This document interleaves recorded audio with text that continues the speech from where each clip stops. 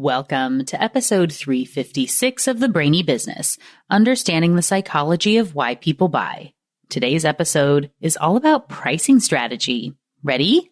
Let's get started.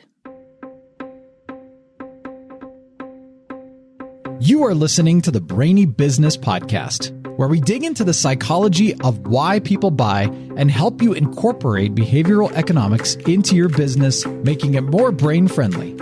Now here's your host, Melina Palmer. Hello, everyone. My name is Melina Palmer, and I want to welcome you to the Brainy Business Podcast. Today's episode is a very special one because it's releasing on the same day as the launch of my third book, The Truth About Pricing: How to Apply Behavioral Economics So Customers Buy.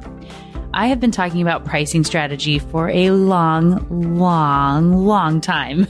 This episode originally aired as number 5 on the podcast, which means it came out in July of 2018, and it was the basis for all of what I still talk about when it comes to pricing, including the new book. In last Friday's episode, I gave a behind-the-scenes look at the book, how and why I created it, a sneak peek at the table of contents, and more. As I mentioned there, it's not about the cookie framework, which if you've read my first 2 books, you're definitely familiar with. It was first introduced in this episode that you're going to listen to today. And this chapter, which is chapter 10, opens up part 3 of the new book. That means while this episode was a catalyst that grew into the book, there is so much more goodness jam-packed into The Truth About Pricing, which, as I said, is available in shipping and being delivered starting today. So please do order your copy right now to start implementing your new brainy pricing strategy. And if you would consider leaving a 5-star rating, maybe even a review on Amazon, Goodreads, or wherever else you like to distribute your social proof, it would be so appreciated. Thanks in advance. I appreciate you. Don't forget that there are links for everything, including past episodes, books, like, of course, The Truth About Pricing, and articles all waiting for you in the show notes for this episode, which are found within the app you're listening to and at thebrainybusiness.com/356. All right, let's talk about pricing and why it's not about the cookie. At the time of this recording, I just got back from a conference for female entrepreneurs in Dallas, Texas. As a matter of fact, I was so inspired by what I witnessed there that I wrote the first draft of this episode script while flying home at 34,000 feet. I know conferences aren't for everyone, but being able to meet new people, form connections, and learn from others is really invigorating for me. Don't get me wrong. I am exhausted by the end, but it's so worth it. I suppose that given my chosen profession, which involves a lot of public speaking and flying to attend conferences and meeting a lot of new people, this is a very good thing. It's almost like I planned it that way. Wink, wink. The conference I'm returning from was particularly inspiring for many reasons. It was the eWomen Network International Conference, which had nearly 1,000 female entrepreneurs and a few guys that get it, as they like to say, together for 3.5 days of focused networking and learning. To any of you listening right now who I met at the conference, hello. Thank you for taking the time to tune in and learn from the podcast today. I appreciate you joining in. One thing I really love to do at conferences or any events with speakers is to see how people position their offers or otherwise discuss their services. I probably don't have to tell you that skills in this area differ greatly between the novice and the expert, and I'm sure their wallets show that different as well. The true masters of selling from stage are fascinating to watch, don't you think? Especially if you know what to look for. And more often than not, they follow a similar pattern. And that's the pattern I'm going to unlock for you in this episode. They're able to weave in or sprinkle little tidbits throughout the discussion or presentation, so you don't even realize how much you want them to make an offer to you as they're talking. By the end, you're practically begging them to sell you something, and you don't even recognize how much they have you on a hook. If a novice was to make the same offer, you might turn to your neighbor and say, "Can you believe this guy? Who does he think he is? No one in their right mind would pay that for this junk." Next week's episode is going to dig into using behavioral economics to be a better presenter. But as you will learn in this episode, and the reason I brought this up today, is it's actually built on the same foundation as all pricing, which, as you know, I am demystifying for you in this episode. As I mentioned in episode 1, I am a lifelong learner. I'm sure that doesn't come as much of a surprise to anyone listening, whether you heard that episode or not. But if you didn't, I recommend checking it out. For me, everything I see is a learning opportunity. Remember last week's episode about questioning everything? It's really a philosophy I live by, and I am constantly questioning the world around me. I appreciate my husband for many, many reasons, but one of them is that he puts up with me and actually finds my compulsions to be endearing, which I appreciate. It takes me longer than most people to walk through an airport terminal or down the street because I am constantly diverting my attention from one advertisement or logo or message or conversation to the next.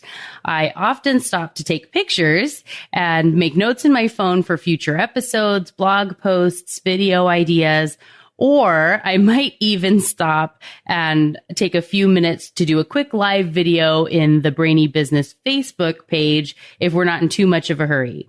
As I said, he is a saint. So for all of you who like the content you've been getting from me, be sure to thank my husband, Aaron, because his patience is a big reason all of this information makes it to you.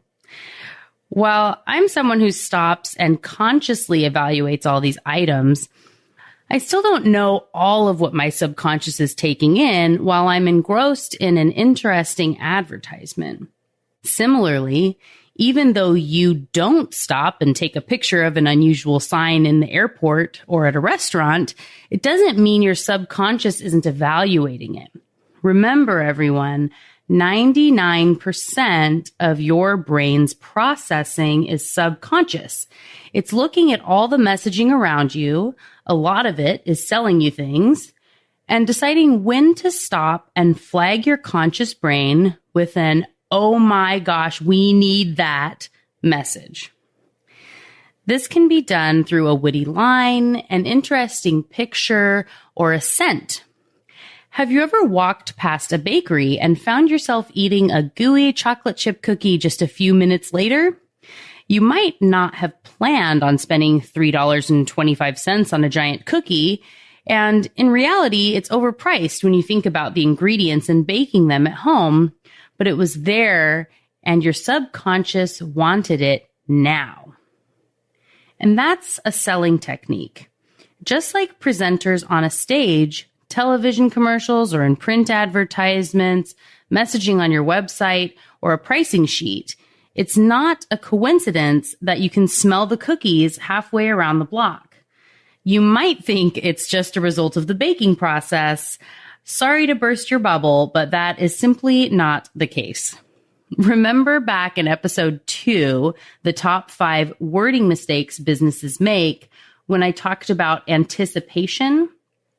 The dopamine release, the joy in your brain, happens during the anticipation phase, not when you actually get the item. Starting to smell freshly baked chocolate chip cookies, the sweet brown sugar and light hint of saltiness wafting in the breeze gets your subconscious brain very excited. Regardless of what's going on around you or how interesting the conversation was you were having with your best friend, it will flag your conscious brain and say, "Look around. Where's that smell coming from? I know I smell cookies. Where are they?" The scent dopamine search cycle continues until you finally see the store. By the time you arrive, the anticipation has built to a point that you might not be able to stop yourself walking in.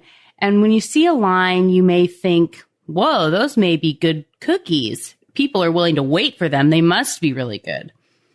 And then someone walks up and offers you a free sample while letting you know that for today only, they're putting on a special. She hands you a flyer that says, buy 3, get 1 free. Before you know it, you and your friend are both eating cookies, each with an extra for later. Now, I want you to stop and think about that experience. A lot of things happened here, and whether you recognize it or not, the order things happened in is very important. For example, if it had happened in reverse, would you have bought any cookies at all? Let's say you're walking down the street with your best friend, engrossed in a great conversation. Maybe you haven't seen each other in a while, and she's telling you a funny story about something that just happened at work. Suddenly, some salesperson shoves a flyer in your face and says, today only cookie special, 4 for the price of 3. Want to get some cookies for the family? I have samples. You would likely be very irritated with this person and think, how rude. Couldn't he see we were having a conversation? I mean, gosh, do we look like we want cookies right now? And then your friend might get back to the previous work anecdote, or maybe now you've started a new conversation about rude salespeople and begin to one-up each other about ridiculous experiences. By the time you get in front of the door of the bakery and smell chocolate chip cookies, you might be so irritated that you would say, yeah, right, there is no way I'm buying cookies from those guys. I'm going to do a Yelp review on how rude they were. I bet they aren't that good anyway. Same bakery, same offer, completely different experience. And why? The smell of the cookies got your subconscious buying brain excited and made you interested in getting something sweet. By the time you found the sign for the bakery, you were practically begging them to sell you a cookie. And then they gave you a sample and a discount. How nice of them. And it's such a great deal, and it's today only, and your conscious brain is going to quickly logic its way into submitting to the will of your subconscious. This is an example of an expert and a novice sales approach. As you can see, it's about nuance. Even if the first cookies were more expensive than the second story, it wouldn't have mattered. Those second cookies could have been 50 cents each, and you would not have bought them. Similarly, the price of the cookies in the first example was a final consideration. They could have been very expensive specialty cookies, and you already bought them in your mind before you found and walked in the front door. If you were to tie this back to your own business, which experience is closer to what your customers are getting from you? Are you accosting them in the middle of the street and shoving a flyer in their face? Or are you drawing them in with the irresistible scent of gooey chocolate chip cookies? You might be thinking to yourself, but Melina, I sell services. I don't have the luxury of a delectable treat as my product to draw people in. Or my customers find me on the internet. Scent is a non-issue, so none of this applies. And I'm sure you know what I'm going to say right now, right? Sorry, no sale. And yes, the pun was intended. The hard truth is it does not matter, and that is just an excuse. People who are great at this, masters in selling, those people they say could sell sand in the desert, will find a way to get you excited about absolutely anything through any medium and have you begging them to let you buy it. There's a reason that the pet rock made $1 million, right? It wasn't about the item that was being sold. So don't believe me? Let me give you an example. When I was looking at ways to reach more people through my business, to share this knowledge with as many people as quickly as possible, I seriously considered a membership site before I landed on a podcast. I do a lot of public speaking, so I reach people that way, but having something shareable and easily accessed without me needing to fly across the country for a one-time event makes it easier to reach more people. While I was evaluating this, I had conversations with a lot of people, including some entrepreneurs, because I knew that was a group I wanted to directly impact. In my opinion, they need this information more than anyone, and it will take a long time to trickle down to small businesses if someone doesn't stand up and say, I want to help you, like I am. I remember one person I spoke to, someone I've known for a long time and very much respect, who said, I had good information to share, but entrepreneurs would not be willing to invest $20 a month in a membership group because it was too expensive, regardless of the information being provided. Meanwhile, I know lots of people with membership sites. Some of them charge $50 or $100 a month and are successful. So why would my site be different? Here's why. And this is real truth number one about pricing. This is your first introduction to the core takeaway of this episode. So if you tuned out for a bit or lost focus for a second, and it happens, no judgment, it's time to come back to me. You want to hear this next piece of information and write it down if you can. When it comes to price, if you are the right fit, if you are solving a real problem for the person that you're positioning this for in a way they can understand, your customers will find a way to pay for it. You just need to draw them in with your own take on freshly baked cookies.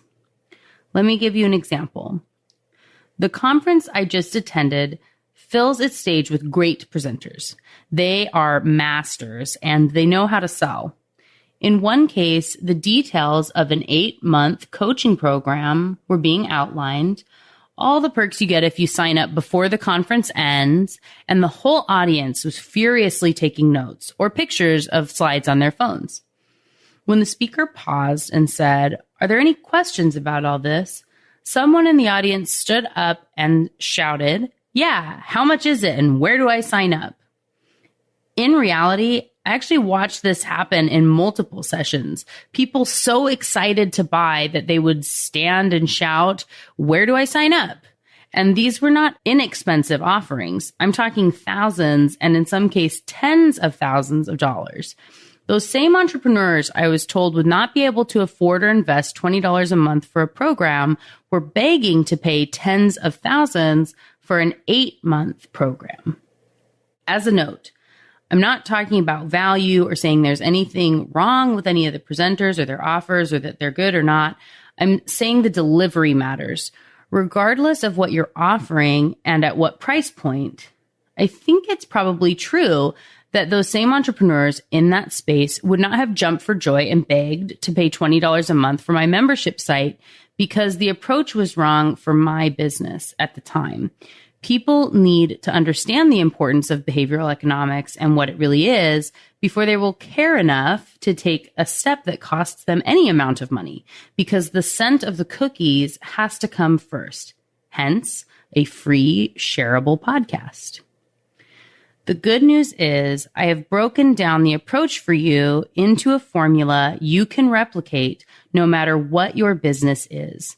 Whatever you are selling, whatever the price point, this is how masters get people interested in their products, and you can do it too. To keep the bakery analogy going, let's start with the scent of the cookies. What is your item that gets people to stop and say, "Ooh," and want more? Think of this as the top of your sales funnel. The billboard, Instagram story, Facebook Live, podcast, or clickable image in a feed. How do people hear about you? Why would they come to your website or Facebook page or YouTube channel or whatever it is you're trying to get them to do?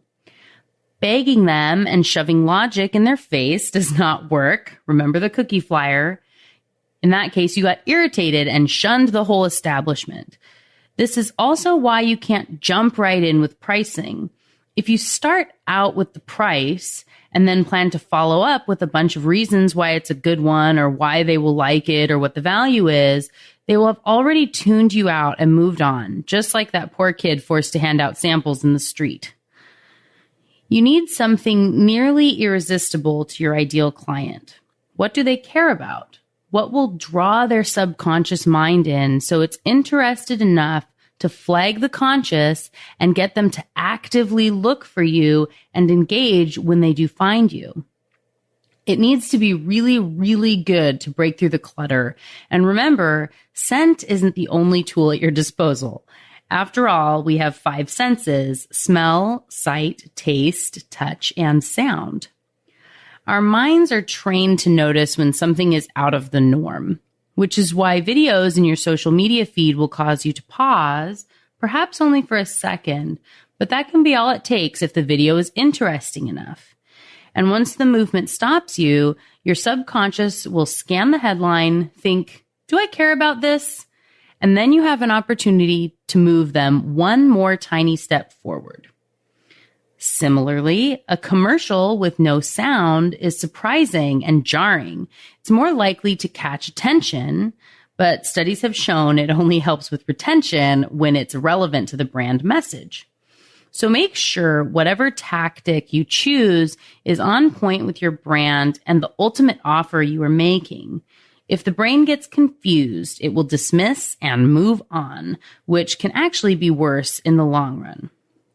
So consider your business. How could you incorporate one of the 5 senses into your own irresistible introduction to stand out, building anticipation and excitement? Remember, even for boring products or services, this works. The cotton candy grapes segment in episode 2 is a perfect example of this. You can apply this to any product, service, or industry and increase conversions. Again, on this episode, I am not going to get into the stage presentation. Come back next week for episode 6 to learn more about that. It uses the same formula, but in a slightly different way. Okay, now that you have their interest, what are they going to get? What are you giving them to keep that interest and help them to learn a little bit more about you? If you're selling services, this is your lead magnet. Revisit episode 3 if you want more information on why lead magnets work and tips on finding the right one for you. If you have the luxury of a food item and in-person customers, let them taste something. Think of Costco free samples. How many things have you ended up buying at Costco, even though you swore you wouldn't just because the sample was there and it was just so delicious you couldn't stop yourself, or the kids tried something and you couldn't stop yourself from buying it? If you sell furniture and someone is interested in a couch, make sure they sit on something as similar as possible and touch the fabric. Show them a photo of what it would look like in their house. Do a rendering with their actual layout if you can. You get the point. So why does this work? If you have attended one of my presentations, you have likely heard me talk about loss aversion and perceived ownership. I will do some full episodes about each one because there's a lot to say about them. But in this episode, I'm just going to scratch the surface a little bit. Our brains are hardwired to latch onto things and not want to lose them. Think of small children or the seagulls in Finding Nemo shouting, "Mine, mine." And whether we like it or not, our brains will claim ownership over things incredibly quickly and not want to give them up. This is greatly increased by the power of touch, which is why in the furniture example, I mentioned giving them a fabric to touch and a couch to help experience what it would be like if they owned the item. A great example of this is the overnight test drive. Have you ever done this? Have you been given this great opportunity to take a car home for a drive. You might have thought that was so nice of the dealership to let you use that car for a night. I mean, you didn't pay for it yet. You haven't committed to anything. You could crash that, and that's not on you. That's, $20, $30, $40, $50,000 that they're just giving you to take back, and you don't owe them anything. They maybe even gave you a gift card to take your family out to dinner. They encouraged you to make sure it fits in the garage, see that the car seats fit, all these things, and you thought they were being nice. But what they know is the chances that you're going to buy that car go up significantly if you are taking it home. You wake up in the morning, you see it in the garage, you don't want to lose it. Your brain has already taken ownership over that car and has started to build an entire life where you're the type of person that now drives this great, wonderful new car with its smell and the feel of the leather and the seats. And all of these things have caused you to feel like you own it, and your brain doesn't want to let it go. Involving the senses can help stimulate the brain's ownership response. So how can you use that to your advantage? Even something as simple as saying, "Picture this," can have an impact. And watching other people experience things can help as well. Our brains have what are called mirror neurons that allow us to empathize and experience with someone else, which is why you might recoil at the sight of someone getting a paper cut. And don't worry, mirror neurons will definitely get their own episode too. Now that your customer is experiencing a feeling of ownership built on top of an aversion to losses, incorporating the today only special makes it that much more urgent. This is the concept of scarcity. There are lots and lots and lots of studies and reports and articles on scarcity, and it's probably something you've heard of before. Because of that, I'm not including a link to this concept in the show notes, but if you would like for me to point you in the right direction, send me an email, melina@thebrainybusiness.com, and I would be happy to put something together for you. What I can tell you is FOMO, or fear of missing out, for those of you who aren't up on your acronyms, caught on for a reason. This is a real thing, and it is a huge motivator. Knowing that the opportunity is fleeting will make your subconscious brain go crazy, especially if it is already excited and doesn't want to lose the item it has built a vision around. Remember, the order of these things mattered, and I'm presenting them in this way intentionally. Next time you're buying something online, say from Ticketmaster or Rent the Runway, notice if they have a countdown clock start when you put an item in your cart. I know for sure those two do that, which is why I mentioned them specifically. Can you feel your anxiety spike, your heart rate increase? You may realize your wallet is on the other side of the house and run to get it before the countdown gets down too far, fumbling as you struggle to get your credit card out as if you couldn't type those 16 digits in the remaining 14 minutes and 52 seconds. That clock triggers something in your subconscious brain and makes you jump on opportunities you might otherwise delay on. Another example of this for an in-person experience would be last year when I bought my wedding gown. They had an offer of 10% off and an accessory credit, in my case of $200, if you bought a dress on the first visit. The minute you left, the offer was gone and you would pay full price, even if you called on the way home.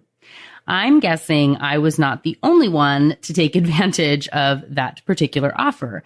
And if you've ever watched shows like Say Yes to the Dress or all these things that are out in the world now, people tend to be very indecisive when it comes to wedding purchases. So getting people to buy a dress on their first visit is sort of unheard of, unless maybe you had been to a bunch of other places and this was the last one on your stop. But even then, there's a lot of debate and trying to evaluate things and fear of regret and all these things that come into play. So being able to get people to buy right away is a huge benefit for that store. All right, Here is the last piece in the cookie story. And as with most brain rules, this will seem silly, but studies show that phrases or offers that rhyme or otherwise sound good will be more convincing and sound more authoritative than those that don't. Daniel Kahneman has some great examples of this in his book, Thinking Fast and Slow, which I will summarize here. You likely didn't even notice that when I introduced both of the cookie offers earlier in the episode, in the good offer, they said, buy 3, get 1 free. And the other said, 4 for the price of 3. They're saying the same thing, but your brain doesn't hear them the same way. And this is called framing. Here's a little test to prove my point. I'm going to say 2 sentences, and you think about which one you will remember and feel is more wise. The 5th month's plants are most likely to come after it rains the previous month. Or, April showers bring May flowers. Same thing, and yet completely different. Similarly, people are more willing to buy beef or yogurt or ground turkey that is 90% fat-free than the one that is labeled 10% fat. Doctors and patients will opt in on procedures that have an 85% success rate versus a 15% chance you're not going to make it. Framing is everything. It isn't what you say, it's how you say it. Just like it isn't what you're selling, it's how you sell it. It's not about the cookie. And it often isn't about price either. All the stuff that leads up to the offer and the pricing matters more than the numbers themselves. However, as this episode is about pricing, I will also give you some tips on how to present the items when it's time to lay them out. It is absolutely possible to do all the right things in that cookie scenario and then kill the sale with the wrong price. For example, in cookie scenario number 1, if you had made your way into the bakery, had the sample, and then saw their cookies were $100 each, you probably would have found it easier to walk away. So here are my 2 biggest tips on presenting prices and a little bit about how they work together. To introduce this first concept, I'm going to reintroduce a story. In episode 2, I talked about a study done using grocery store end cap displays, where in one case, so there was 2 basically identical signs. One said, Snickers, buy them for your freezer. And the other said, Snickers, buy 18 for your freezer. In this case, you would expect that the word them and the number 18, which are the only differences between the 2, shouldn't have that much of an impact. But in reality, when the number 18, which most of us can agree is a pretty ridiculous number of Snickers, and most are not buying that many, but the number 18 instead of the word them resulted in a 38% increase in the sales of Snickers bars. And why is that? It's because of this concept of anchoring and adjustment. Your brain will latch on to a number and then move up or down when it doesn't have anything else to go on. So if you were to think about going through the grocery store, you see a sign, it probably doesn't stand out to you too much when it says Snickers, buy them for your freezer. Okay, fine. I'll get 1, 2, 3, them is plural. So I'll get 2 or 3 Snickers bars. Fine. Put them in the freezer. Sounds good. In the other scenario, that number 18 is sort of like the scent of the cookie. It might stand out to your subconscious brain and make you think, 18? That's a lot of Snickers bars. I don't need that many. And now you're thinking about what they have to offer and you see the Snickers there. You think, 18, I'm way better than all those other people that would get 18 Snickers bars. I'll go ahead and just get 6. And as you can see, 6 is far more than the 2 or 3 that you would have gotten in the them scenario. And it's because that arbitrary, very likely number of 18 was set as an anchor and your brain adjusted from that point. If you're asking people for money, you can often start with a high number first and work your way down. For example, if you're trying to get a loan for a piece of equipment, is going to be surprisingly expensive, do some research and find an item that's even more expensive and a worse value and present it like this. I did some research, and the top of the line commercial grade oven is $15,000. It has some great features, but I wanted to complete my due diligence, and I found another option that has a little bit less capacity, but should be sufficient for what we need to use it for, and it's only $8,900. What do you think? One reason that previous example works really well is because it takes another concept into consideration called relativity. You see, our brains have a really difficult time valuing one-off items. In his book, Predictably Irrational, Dan Ariely uses an example from an old advertisement selling subscriptions to The Economist. In the actual offer, they had 3 options: digital only for $59, print only for $125, and print plus digital for the same $125. It probably seems obvious what people picked, right? 16 people picked digital only at $59. No one picked the ridiculous print only option, and 84 people picked the bundle. If you sold a product or service that no one wanted, what would you do? Say it was available for a year and no one ever picked it up or showed any interest. You would probably get rid of it, rationalize that it's not worth time, effort, staff focus, whatever. And if you're a marketer, you would likely make a case for the white space you can gain if you got rid of that erroneous product. But what happened when they did that in the test scenario? The prices and look of the ad remained exactly the same. They just pulled out the middle option. This time, 68 people chose digital only and 32 chose the bundle. Remember, it was 84 last time. What in the world happened? When you pull out this seemingly erroneous option that nobody picked, you actually took away an item that allowed you to compare the other two. Digital only and then a print plus digital bundle don't let you know how much print would be by itself. And so you automatically assume it just must be the difference between the two items. And then you'll sort of start to consciously evaluate why it's better to get into this cheaper option. It's an introductory. Eventually you can move your way up to this other piece if you really like it and use it a lot and have print, and you'll be able to save trees, whatever it is. But in that scenario, the only thing you can compare on is the overall price. And if price is the only thing from one product to the next, then people are going to go for that lower price option most of the time. Unless, in that case, maybe those 32 people already had print or have had it in the past. They know how much it costs to know that that's a good value. But you lost 50 people that would have been in this other scenario the time before. And I'm guessing that bundle was actually the most profitable item for The Economist.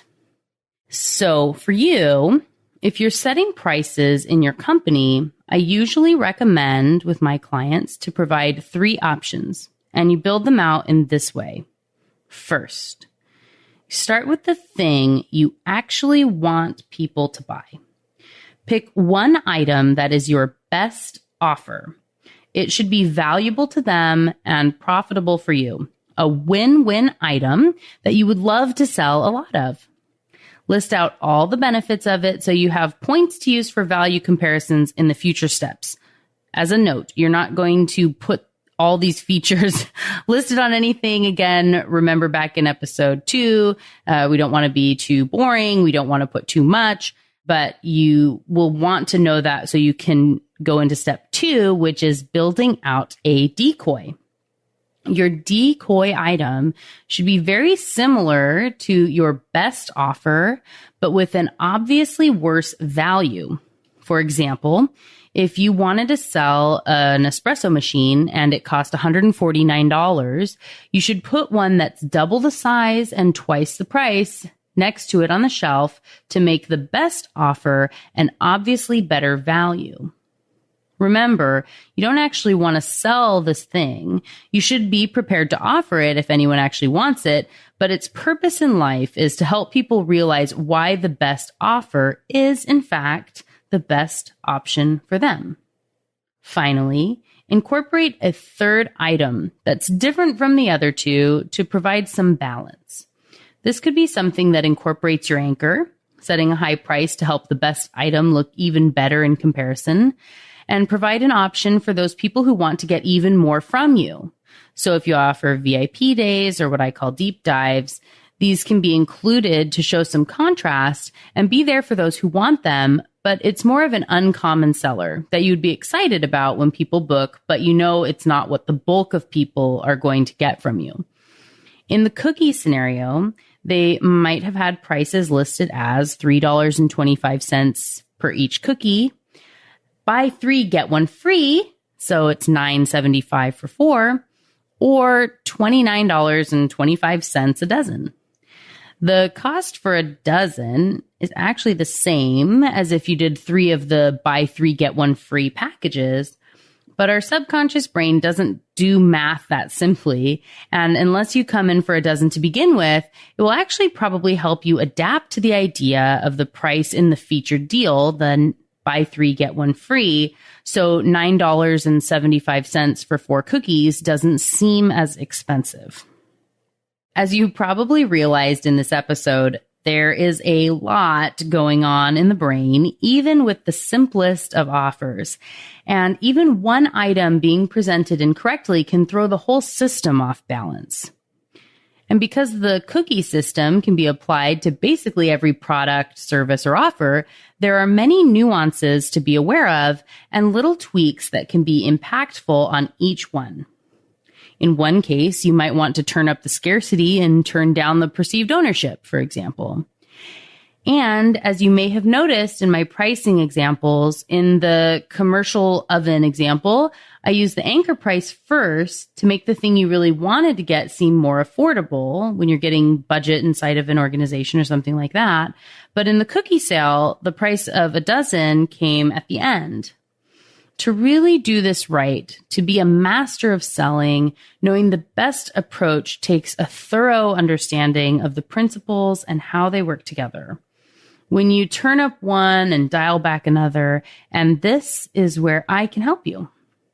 I've given you the tools to build your pricing sheet or page on your website, and you will see the benefits if you start to incorporate these learnings, even 1 or 2 of them, into your overall strategy. So, what got your brain buzzing as you learned about pricing strategy and cookies today? For me, as I said at the top of the episode, this is a really exciting day because it's also launch day for my 3rd book, The Truth About Pricing. It seems obvious to say this, but it really is an exciting time. Writing and launching books is a lot of work. They take a long time to create and get out into the world. And then there are the interviews and conversations and supporting PR and social content.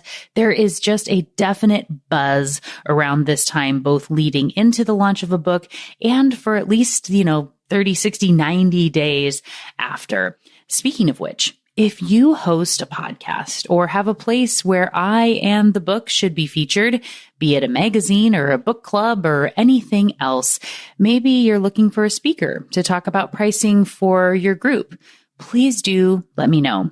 Whenever you're listening to this, I'm always game to talk about any of my books or work and would love to hear from you. Please email me, Melina at thebrainybusiness.com to start a conversation. And if you're open to it, please do leave those 5-star ratings on Amazon and Goodreads and wherever else you leave reviews, and share on social media, tell a friend. It all helps and is so appreciated, especially in these early days of a book launch. In the book, I introduce some hashtags for everyone to use to share insights and questions about pricing, and I'd love to share those with you now today as well so you can start using them. To share your favorite learnings about pricing, both from the book and from here on the podcast, please use the hashtag #TruthAboutPricing, all as one word. We've removed the from the title because, we don't need to take up characters. So just hashtag #TruthAboutPricing. And if you have questions and or want to see what others are asking and the answers I'm providing, please use and follow the hashtag pricing questions, also all as one word. So hashtag pricing questions as well. I have been talking about and featuring pricing for the better part of 3 weeks now here on the podcast in anticipation of the book coming out. And we have one more pricing book related episode, which is going to come out this coming Friday. As I said, the content from the It's Not About the Cookie framework is what kicks off part 3 of the book. That's chapter 10. Throughout the book, there are questions, tasks, and prompts to complete, and one of the most important ones is to determine what type of business you are. This isn't about being a brick and mortar or virtual service or product-based business, all of which are featured throughout the book, but it is instead on 2 dimensions, which I call being either a quality business or a value business. What's the difference and why does it matter? That's what this upcoming Friday's episode is all about. So be sure to tune into that one, episode 357, when it comes out. If you aren't yet subscribed to the Brainy Business podcast, now is a great time to do so to ensure you never miss an episode. And along with the links to subscribe to the podcast, in the show notes, you're also going to find links to related past episodes, books like The Truth About Pricing, a time-stamped summary of the episode, and more. It's all waiting for you in the app you're listening to and at thebrainybusiness.com/356. And just like that, episode 356 on pricing strategy and the It's Not About the Cookie framework is done. Join me Friday for a brand new episode digging in on the difference between a quality business and a value business and what that means for your pricing strategy. It's going to be a lot of fun. You don't want to miss it. Until then, thanks again for listening and learning with me. And remember to be thoughtful. Thank you for listening to the Brainy Business Podcast. Melina offers virtual strategy sessions, workshops, and other services to help businesses be more brain-friendly. For more free resources, visit thebrainybusiness.com.